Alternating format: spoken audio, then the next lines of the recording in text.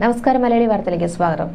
വടകരയിൽ എലിവിഷൻ ചേർത്ത് ബീഫ് കഴിച്ച യുവാവ് ഗുരുതരാവസ്ഥയിൽ തുടരുന്നു. സംഭവത്തിൽ സുഹൃത്തിനെതിരെ പോലീസ് കേസെടുത്തു. വടകര വൈക്കലശ്ശേരി സ്വദേശി മഹേഷിനെതിരെയാണ് പോലീസ് കേസെടുത്തത്. കഴിഞ്ഞ തിങ്കളാഴ്ചയാണ് കേസിന് ആസ്പദമായ സംഭവം. തിങ്കളാഴ്ച രാത്രിയോടെ മഹേഷും സുഹൃത്തും കുറിഞ്ഞാലിയോട് സ്വദേശിയുമായ നിതീഷും ചേർന്ന് മദ്യപിച്ചിരുന്നു. ഈ സമയത്ത് മഹേഷ് കൊണ്ടുവന്ന ബീഫ് നിതീഷ് കഴിക്കുകയും ചെയ്തു. താൻ ബീഫിൽ എലിവിഷൻ ചേർത്തിട്ടുണ്ട് എന്ന് മഹേഷ് പറഞ്ഞെങ്കിലും തമാശയാകുമെന്ന് കരുതി നിതീഷ് ബീഫ് കഴിക്കുകയായിരുന്നു. എന്നാൽ പിന്നീട് ആരോഗ്യസ്ഥിതി മോശമായതിനെ തുടർന്ന് നിതീഷിനെ സമീപത്തെ ആശുപത്രിയിൽ പ്രവേശിപ്പിക്കുകയായിരുന്നു. പിന്നീട് കോഴിക്കോട് മെഡിക്കൽ കോളേജ് ആശുപത്രിയിലേക്ക് മാറ്റി. നിതീഷിന്റെ പരാതിയിലാണ് വടകര പോലീസ് കേസെടുത്തത്. സംഭവത്തിൽ അന്വേഷണം തുടരുകയാണെന്ന് പോലീസ് പറഞ്ഞു. തിങ്കളാഴ്ച രാത്രി സുഹൃത്തുക്കളായ ഇരുവരും ചേർന്ന് മദ്യപിക്കുകയായിരുന്നു. മദ്യപിക്കുന്ന സമയത്ത് മഹേഷ് കൊണ്ടുവന്ന ബീഫ് നിതീഷ് കഴിച്ചു. ബീഫിൽ എലിവിഷൻ ചേർത്തതായി മഹേഷ് നിതീഷിനോട് പറഞ്ഞുവെങ്കിലും തമാശയെന്ന് കരുതിയാണ് ഇയാൾ കഴിച്ചത്.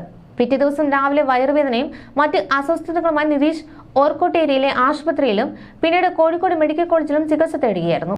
ബീഫിൽ എലിവിഷൻ ചേർത്തിട്ടുണ്ടെന്ന് നിതീഷിനോട് പറഞ്ഞിരുന്നുവെന്നാണ് മഹേഷ് പറയുന്നത്. തമാശ പറഞ്ഞെന്ന് കരുതിയാണ് നിതീഷ് ബീഫ് കഴിച്ചത്. വീട്ടിലെത്തിയ ശേഷം നിതീഷിന് ദേഹാസ്വാസ്ഥ്യം ഉണ്ടായതോടെയാണ് ആശുപത്രിയിൽ പ്രവേശിപ്പിച്ചത്. എലിവിഷൻ കഴിച്ചതായി നിതീഷ് തന്നെയാണ് പറഞ്ഞതെന്നാണ് വിവരം.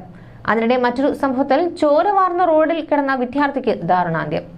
ബസ് ജീവനക്കാരുടെയും നാട്ടുകാരുടെയും തർക്കത്തിനിടെ അടിയന്തര ചികിത്സ ലഭിക്കാതെയാണ് വിദ്യാർത്ഥിക്ക് ജീവൻ നഷ്ടമായത്. Kannur Kalliasseri model polytechnic college വിദ്യാർത്ഥി 20-കാരനായ ആകാശാണ് വ്യാഴാഴ്ച അപകടത്തിൽ മരിച്ചത്. 1/4 മണിക്കൂറോളമാണ് വിദ്യാർത്ഥി രക്തമാർന്ന് റോഡിൽ കിടന്നത്. ആകാശ് വ്യാഴാഴ്ച രാവിലെ കോളേജിലേക്ക് സ്കൂട്ടറിൽ പോകവെയായിരുന്നു അപകടം. സ്കൂട്ടർ റോഡിൽ തെന്നിമറിയുകയും റോഡിലേക്ക് വീണ ആകാശിന് മുകളിലൂടെ ബസ് കയറിയിറങ്ങുകയുമായിരുന്നു.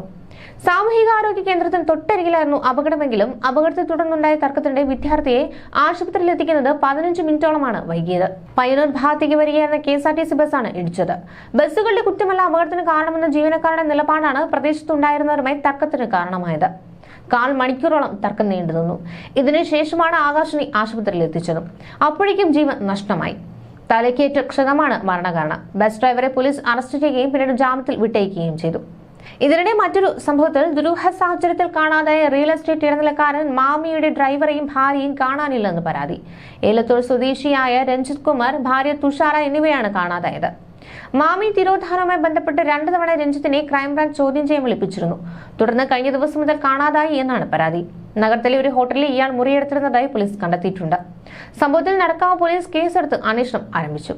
ന്യൂസ് ഡെസ്ക് മലയാളി വാർത്ത.